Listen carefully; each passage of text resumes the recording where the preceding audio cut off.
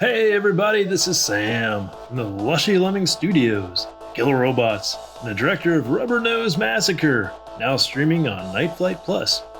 Today I just want to show off some of the miniatures I made for Rubber Nose Massacre.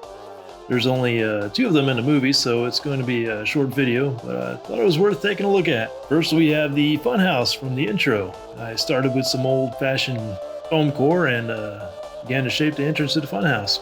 I used a photo of Grumpy the Clown, played by Man Daddy in the movie, as a reference. The first attempt looked a bit like the Yosemite Sam, so I trimmed the size down so his mouth looked less like a mustache and more like a clown mouth. Also changed the teeth around a little bit, you can see that here. The fencing on each side was made of balsa wood cut and trimmed with an X-Acto blade. Also added some balsa wood posts. I bought a light-up clown nose, took out the light as it just blinked, adding this contraption wired to an LED, wrapped it in cotton to soften the brightness, and voila! Look at that.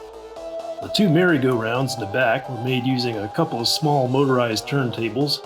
I glued some dowels down around a foam core disc, placed a plastic cup in the middle, a bowl on top decorated with different colored poster board pieces, and there you go, a couple of merry-go-rounds. Next I got this tangle of wire lights and wrapped it around the balsa posts. I just left the excess in a pile behind the funhouse entrance. The lights really helped set everything off, giving it a nice glow in the back. This handheld fogger came in handy for getting the atmosphere going. Forgot to turn on the nose for a few takes, so I did quite a few takes before I realized. But here's the final shot with color grading and titles added.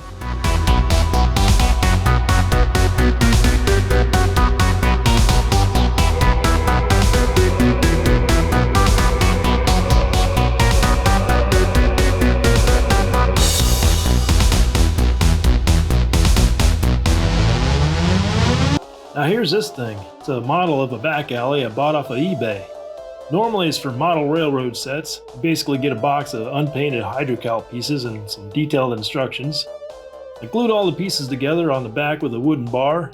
I picked up some apple barrel paints and went to town on it. I learned a lot from the directions such as aging, weathering, using dry brush techniques, and sometimes just dripping watered down black paint down the walls of the model. It really gives it a realistic quality. Found this little lighting setup to give it a little bit more light and life. One cool thing I learned is that lights really take miniatures to another level. One of my earlier movies, The Killer Robots Crash and Burn, had a lot of models, but I avoided using lights as they would interfere with the green screen a little bit too much. But in the future I'll probably try to make it work somehow, as it just looks too good. I was really happy with the way the back alley looked, even though I only gave it a few seconds of screen time. I tried some different shots with movement, dialing in towards the plastic surgeon's office. Here it is, very tiny sign, again with the handheld fogger adding atmosphere.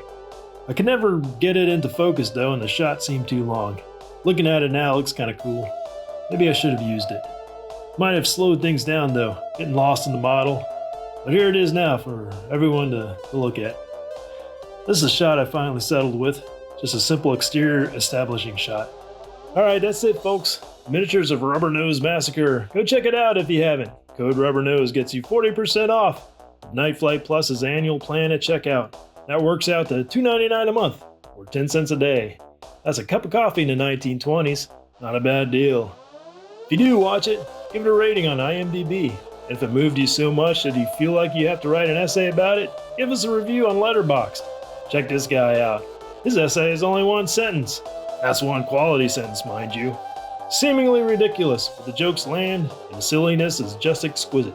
Thanks, A-Whirling. This guy didn't care for the movie that much, but he did like the weapons expert kids. So good job, kids.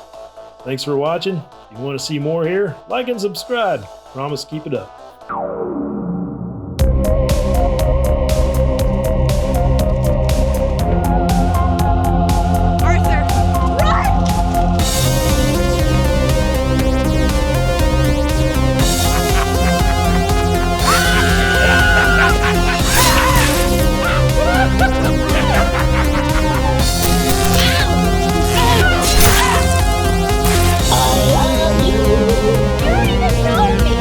There's an